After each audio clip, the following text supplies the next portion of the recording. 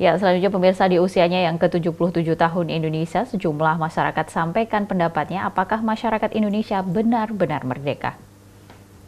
Kita baru saja memperingati detik-detik kemerdekaan 77 tahun Negara Kesatuan Republik Indonesia. Dan pada saat ini kita berada pada kondisi yang membawa kita kepada penuh kesyukuran kepada Allah Subhanahu wa taala, karena kata janji Allah, la in syakartum la azidannakum wa la in kafartum inna azabi lasyadid. Jika kamu bersyukur atas nikmat-nikmatku, maka aku tambah nikmat itu. Dan kalau kamu mengkufurinya atau tidak mensyukurinya, maka ingat azabku amat pedih. Nah, bagaimana cara mensyukuri nikmat kemerdekaan itu? Caranya adalah dengan mengisi kemerdekaan dengan sekuat tenaga kita untuk memberi makna bagi kehidupan bangsa dan negara kita. Umpamanya, ambil contoh pendidikan yang harus menuju kepada tingkat kesadaran dan kemampuan kompetensi dari anak-anak kita menuju masyarakat. Nanti pada usia emas kemerdekaan kita pada tahun 50, kita akan kebanjiran demografi muda, dan itu akan memberikan manfaat besar membangun generasi muda kita ke masa depan. Sementara juga dalam konteks ekonomi kita, memang kita terasa sekarang banyak sekali kenaikan harga-harga yang terutama pada kondisi 7 bahan pokok umpamanya, itu merupakan pukulan berat bagi kita. Namun kita harus berusaha sekuat tenaga untuk meningkatkan kreativitas masyarakat kita, terutama ekonomi kreatif dan kemudian ekonomi kecil yang membawa kepada kedudukan agar ekonomi kita menjadi menguat. Dan kemudian yang ketiga menurut hemat saya adalah posisi hukum kita yang sekarang sedang berada dalam kondisi agak menurun. Saya mengistilahkan kemarin itu memang warna atau baunya durian itu sangit ya, sangat tinggi kalau kita cium, tapi ada yang lebih sengit lagi baunya itu, yakni yang ada di durian 3 gitu. Durian 1 itu warna begitu, durian 3 sekarang jadi ujian bagi hukum kita untuk mendapatkan keadilan bagi masyarakat. Apalagi yang perkembangan sekarang ini membawa kita kepada kehidupan masyarakat yang harus sampai kepada titik yang paling tinggi, yang cita-cita dari proklamasi kita, yakni negara masyarakat adil, makmur, sejahtera di bawah lindungan Allah Subhanahu wa taala. Yang pertama mungkin kita ucapkan selamat ya atas merdekanya Indonesia yang ke-77. Ini adalah peringatan yang sangat istimewa, dan tentu saja kita tidak di samping kita juga bersyukur ya, kita juga harus fokus pada catatan-catatan yang mungkin sampai hari ini juga menjadi PR ya buat bangsa ini. Yang pertama kaitan dengan dunia pendidikan yang mungkin hari ini belum merata ya. Rata-rata pendidikan di Indonesia masih rendah, juga terjadi ketimpangan antara kota desa gitu ya, sehingga pemerintah juga harus concern pada aspek itu. Untuk memajukan sebuah bangsa tentu saja kuncinya pada aspek pendidikan.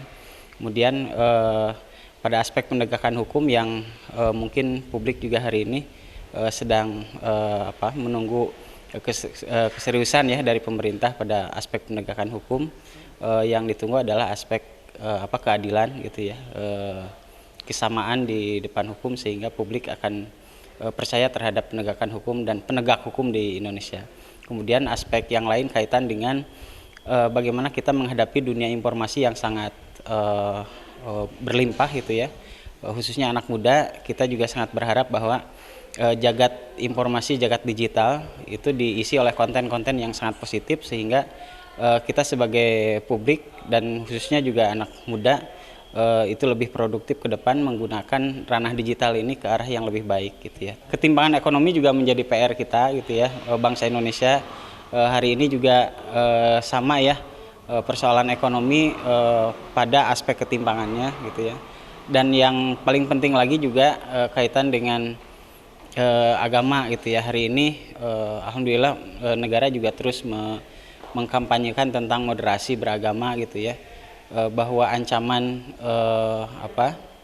di balik jubah agama juga mungkin sampai hari ini masih harus diseriusi data BNPT kaitan dengan intoleransi juga masih sangat tinggi, kemudian radikalisasi juga sangat cukup tinggi, sehingga saya kira ini menjadi PR bersama bangsa ini untuk terus menggelorakan tentang moderasi beragama, dan khususnya bagi Muhammadiyah saya kira yang ormas keagamaan yang sangat moderat ini juga menjadi PR untuk terus menggelorakan cita-cita Muhammadiyah untuk mewujudkan masyarakat Islam yang sebenar-benarnya dengan moderasi beragama yang selama ini sudah dipahami dan terus digelorakan oleh Muhammadiyah selama ini.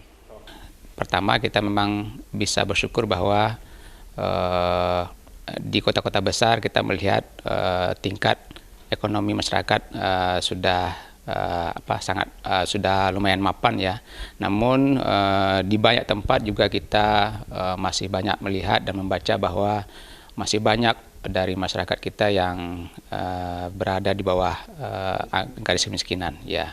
Begitu juga dengan pemenuhan kebutuhan masyarakat, bahwa harga pada beberapa bulan ini selalu naik, dan itu tentu berimpak kepada kemampuan daya beli masyarakat, apalagi kita baru saja ditimpa musibah pandemi COVID. Banyak dari sektor-sektor usaha masyarakat yang tidak jalan, dan banyak di antara warga masyarakat yang di PHK. Di bidang hukum kita juga berharap kepada pemerintah kita tidak tebang pilih ya, bahwa hukum itu adalah sesuatu yang harus ditegakkan, supremasi hukum ya.